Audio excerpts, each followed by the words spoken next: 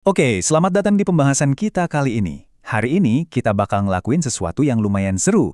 Kita bakal ngebongkar fondasi paling dasar dari peradaban kita. Kita cari tahu bareng-bareng nih, mana sih yang benar-benar nyata secara objektif dan mana yang sebetulnya cuma, ya, cerita manis yang bikin kita merasa tenang. Yuk, langsung aja kita mulai. Coba deh kalian pikirin pertanyaan yang agak provokatif ini. Gimana kalau selama ini keyakinan terdalam yang selalu kita pegang bahwa kita semua lahir setara, itu ternyata secara biologis keliru total. Nah loh, disinilah kita harus mulai narik garis tegas, membedakan mana fakta alam yang super keras dan mana fiksi buatan manusia. Gini, alam semesta itu pada dasarnya acak, sangat mekanis dan sejujurnya nggak peduli sama sekali sama eksistensi kita. Supaya kita bisa bertahan hidup dan nggak gila ngadepin kekacauan kosmis ini, manusia berevolusi bikin satu alat bertahan hidup yang jenius banget, infrastruktur kognitif. Bayangin aja nenek moyang kita dulu, ngelihat bintang-bintang yang posisinya acak di langit malam, terus secara instingtif mereka malah bikin cerita-cerita kepahlawanan atau dewa-dewa dari titik-titik cahaya itu. Kita ini emang secara aktif ngambil data acak dari alam, terus kita suntikin makna ke dalamnya. Kita rangkai jadi narasi yang memuaskan secara emosional. Kita benar-benar butuh cerita itu supaya dunia ini terasa lebih masuk akal. Nah, masuk ke bagian pertama, ilusi kesetaraan. Masalah tuh mulai muncul waktu kita terlalu asyik dan malah nganggap cerita kita sendiri sebagai kebenaran mutlak. Kita semua emang suka banget sama cerita yang rapi dan indah, tapi mari kita lihat apa yang terjadi kalau narasi buatan kita ini dibenturin langsung sama fakta yang keras dan dingin. Coba kita bandingin realitas biologis dengan narasi yang kita ciptain. Biologi itu, ya, sangat mekanis. Misalnya ada yang jatuh sakit, secara medis itu cuma mutasi genetik acak atau kena paparan virus aja. Dingin banget kan kedengarannya? Tapi otak manusia seringkali nolak fakta mentah itu. Makanya narasi kita masuk, ngasih kerangka moral yang lebih hangat. Kita mulai bilang kalau penyakit itu tuh ujian kehidupan, atau takdir, atau mungkin karma. Kita tuh secara konsisten nyulap fakta biologi yang netral, jadi semacam teater moral yang penuh makna. Kalau kita geser ke perspektif yang sedikit lebih klinis, kita harus berani ngakuin satu fakta evolusi yang mungkin agak nggak enak didengar. Di alam liar, kesetaraan itu benar-benar nggak ada. Kosong. Alam semesta justru pakai variasi yang acak dan ketidaksetaraan sebagai pengaturan dasarnya. Pasti ada yang lahir lebih kuat, lebih pinter, larinya lebih kencang, atau kebal penyakit. Kompetisi dan dominasi inilah yang jadi mesin utamanya evolusi, teman-teman. Coba pikirin baik-baik. Kalau semua makhluk benar-benar setara secara absolut, proses evolusi itu bakal berhenti detik itu juga. Alam emang butuh ketidaksetaraan buat nyeleksi siapa yang berhak bertahan hidup. Dan ini ngebawa kita ke satu kebenaran sosiologi yang cukup pahit. Kalau kita semua katanya lahir setara, kenapa sih ujung-ujungnya kita selalu punya pemimpin yang ngatur kita? Di sosiologi, ini disebut sebagai hukum besi oligarki. Maksudnya gini, sistem yang mau murni setara, di mana semua orang sejajar rata, itu biasanya gampang runtuh karena terlalu lambat dan gak efisien. Bandingin sama sistem meritokrasi, di mana hierarki dibangun berdasarkan kompetensi dan kemampuan, itu jauh lebih stabil. Di kelompok manusia manapun, bahkan yang paling demokratis sekalipun ya, hierarki itu bakal selalu muncul secara alami, sekedar buat mastiin kelompok itu bisa bikin keputusan cepat dan gak berujung pada kepunahan. Lanjut ke bagian kedua kita, hierarki biologis alam. Jadi, kalau ternyata hierarki dan ketidaksetaraan itu adalah pengaturan bawaan kita, gimana dong cara kita ngadepin kenyataan ini? Secara objektif, mau secanggih apapun teknologi kita sekarang, jangan lupa kalau kita ini pada akhirnya tetaplah mamalia. Kita terikat sama hukum fisika dan biologi yang sama persis kayak makhluk lainnya. Kita hidup di dunia yang sumber dayanya itu terbatas, gara-gara hukum entropi. Terus insting purba kita bakal selalu prioritasin keselamatan kelompok kita sendiri di atas segalanya. Dan di alam murni, yang kuat ya secara alami bakal mendominasi yang lemah demi ngerebut sumber daya yang terbatas itu. Sayangnya, kita sama sekali nggak bisa kabur dari biologi mamalia yang satu ini. Masuk ke bagian ketiga, hak asasi manusia sebagai fiksi. Nah, realitas biologis yang nggak bisa dibantah tadi, mau nggak mau memaksa kita buat ngekritisi salah satu konsep modern paling sakral yang kita punya sekarang. Faktanya lumayan lugas nih. Di alam liar, seekor singa itu sama sekali nggak ngelanggar hak hidup seekor zebra waktu dia menerkamnya buat dimakan. Alam semesta itu nggak punya konstitusi dan alam nggak kenal yang namanya hak asasi. Hak asasi manusia itu bukan kebenaran biologis yang nempel di untayan DNA kita. Bukan. Konsep itu murni sebuah lompatan filosofis yang luar biasa jenius. Sebuah cerita indah yang kita sepakati bareng-bareng, semacam janji komunal lah biar kita nggak saling memangsa satu sama lain.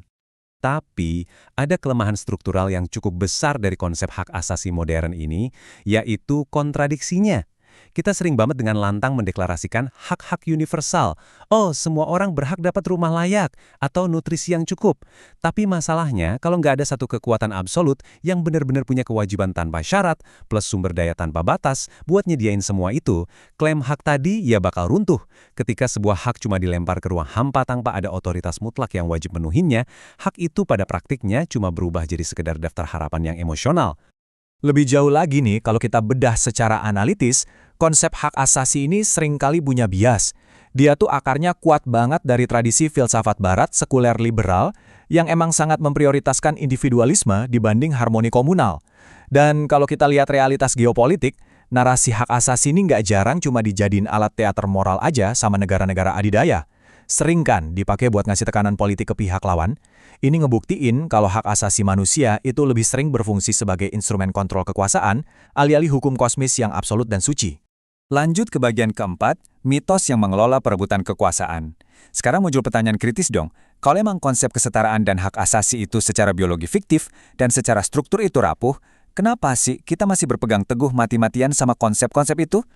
Filsuf Thomas Hobbes ngejelasin ini dengan sangat epik lewat konsep kontrak sosial. Gini ceritanya, di alam yang murni, kebebasan mutlak itu sama sekali bukan berarti kebahagiaan. Kebebasan mutlak itu artinya perang semua melawan semua. Coba aja bayangin situasi di mana nggak ada hukum, nggak ada polisi, cuma kekuatan otot dan fisik aja yang berkuasa. Wah, itu sih bener-bener neraka yang menakutkan.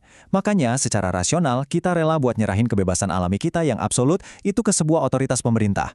Kita tuh dengan sengaja nyiptain hierarki penegak hukum, semata-mata buat keluar dari anarki alam liar yang brutal tadi. Dan tahu nggak kenapa kita benar-benar milih pemimpin? Jujur aja, bukan karena kita merasa setara sama mereka. Bikin keputusan strategis buat jutaan orang itu pusingnya minta ampun, beban kognitifnya sangat berat. Jadi, dengan milih pemimpin, masyarakat itu pada dasarnya lagi mendelegasikan pusingnya ke orang lain. Dan di saat yang sama, kita itu kayak lagi beli asuransi psikologis. Kalau besok-besok ada krisis atau sistemnya gagal, kita butuhkan seseorang buat ditunjuk, ya kita butuh sosok buat dijadiin kambing hitam. Jadi, kesetaraan di hadapan hukum itu pada akhirnya bukanlah sebuah realitas biologis. Itu adalah sebuah perjanjian damai. Simpulan utamanya di sini, semua mitos keadilan, dogma kesetaraan sosial, dan sistem hukum kita, itu semua bukan representasi dari kebenaran alam semesta. Mereka itu sebenarnya tameng artifisial yang luar biasa brilian, sengaja diciptain buat netralisir pengaturan dasar kita yang liar, supaya peradaban ini nggak hancur lebur dari dalam. Masuk akal kan? Oke, kita udah ngebongkar ilusinya. Di bagian kelima ini, menerima omong kosong yang berguna, mari kita bangun kerangka berpikir baru yang jauh lebih memberdayakan buat bantu kita beneran menavigasi realitas kehidupan ini. Nah, ini ngebawa kita ke pencerahan paling penting di pembahasan hari ini. Semua narasi, makna, nilai uang, hukum, bahkan hak asasi manusia itu bisa kita sebut sebagai omong kosong yang berguna. Istilah omong kosong ini belak-belakan nunjukin kalau secara fisik di mata alam semesta yang dingin, hal-hal itu fiktif. Tapi, kata berguna di situ ngakuin fakta yang gak kalah mutlak. Tanpa fiksi-fiksi ini, peradaban manusia mustahil bisa bertahan. Coba deh kalian pikirin, batas negara atau uang selembar 100.000 di dompet kalian itu kan nggak punya atom khusus, nggak punya massa, objektifnya sih nggak nyata. Tapi fiksi-fiksi semacam inilah yang jadi mesin penggerak supaya jutaan orang asing bisa saling percaya dan kerja bareng-bareng secara massal. Di sisi lain, makna, agama, dan narasi spiritual itu bertindak sebagai bantalan mental kita. Mereka ini support system yang nahan akal sehat kita biar nggak hancur berantakan pas ngadepin kenyataan alam semesta yang kosong dan tanpa ampun ini. Nah, di titik inilah kita harus sadar milih kacamata yang mau kita pakai. Seorang moralis biasanya bakal terus-terusan ngerasa marah, berapi-api, dan gampang frustrasi pas ngelihat dunia nyata ternyata nggak sesuai sama standar ideal keadilan di kepalanya. Sebaliknya, seorang realis tuh ngelihat dunia dengan jauh lebih tenang. Si realis ini udah terima kenyataan kalau alam semesta itu emang mekanis dan buta. Jadi dia nggak ngamuk lihat narasi yang nggak sempurna. Dia malah memahaminya dan make narasi itu secara pragmatis sebagai alat bertahan hidup yang cerdas.